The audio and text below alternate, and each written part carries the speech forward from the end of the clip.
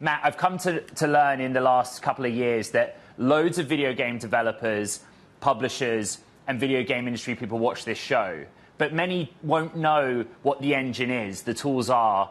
Why is Unity 6 so important? And welcome to the program. Thank you so much, and thank you for having me.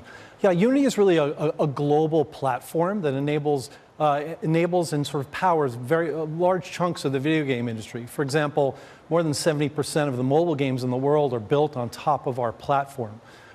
So it's a really important fundamental piece. And we're the only company in the world that can help developers kind of from beginning to the end of the life cycle. So prototyping, building the game, operating the game in live service, and then going out to find users for that game or monetizing advertising inventory inside the game. So it's really a full suite, and we're really very close partners with game developers all over the world. By the way, as well as non-game uses. Right. And there are plenty. We'll dig into the non-game uses in a moment. But really, when you think about those developers, you're having to win back their trust. You're trying to focus really on being a good partner because you're relatively new to the role. The previous CEO had to leave because there was a pricing pain point.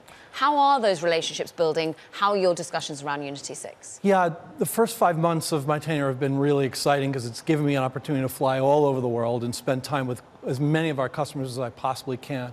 I've been really, really excited about how willing they are to reconnect with us. The ecosystem is really best when we do well, because you're building, when you choose Unity, you're building on top of us for maybe 10 or 20 years when we operating a game. It's really important that you trust us. It's really important that we deliver what is needed. And what customers told us all over the world was, hey, we're happy to pay you more. We just don't like the way you've asked for it. And that was the easiest decision in the world, to reconnect with folks and find a way to charge them that worked for their business and regenerated our relationships. But there is tough competition, Epic Games' Unreal Engine being one of them, and there's open source game engines as well. How have you managed to retain or even build on or lose market share? Yeah, Unity's been developing this platform for more than 20 years. And as I said, the vast majority of mobile developers are on the platform. We already know them. And so what we have to do is do things like release Unity 6, right? Better software, more performant software, but software that's also stable and kind of stable as a rock. So if we keep doing that, we feel really good about our position. Matt, a question from the developers and our audience is, you will raise prices, right, over time. Just explain the cadence, by what percentage, and the rationale behind it. Yeah, so we announced that we were reverting to a very typical kind of subscription model, just very, very common in the SaaS business. And we talked about making the software more available for our community, so really small users that don't generate meaningful revenue with our software, and then raising some prices on our largest customers. And the news has been really, really well received. As I said, not even so much because of the price increase, but because of the way we did it. Part of reconnecting with our customers has been really spending time with them, to listen to them, to test our ideas with them, and to not surprise them. And so the way we rolled out the pricing and the nature of it has been really well received. And we think we'll just revert to some annualized increases, which is as typical in our industry. And there won't be much drama. What's the Unity story going to be under your leadership? There was a time where Unity was like, okay, we're going to be a metaverse company. And I get why. It seems like you're doing hard reset back to being a video games company. Yeah, I think one of the exciting things about Unity, but also one of the challenging things, is we sit at the intersection of so many powerful forces.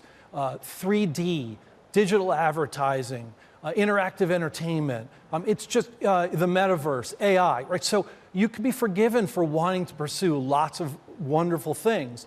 But to your point, what we've wanted to focus on is making sure that we deliver for our core customer set in video gaming, make sure we deliver rock solid software that they can build their businesses on, that they can use to help acquire new users and sell their advertising inventory, and to make sure we nail that so that folks trust us, that we reconnect. And then, once people trust you, then you can begin to dream and make all kinds of other investments.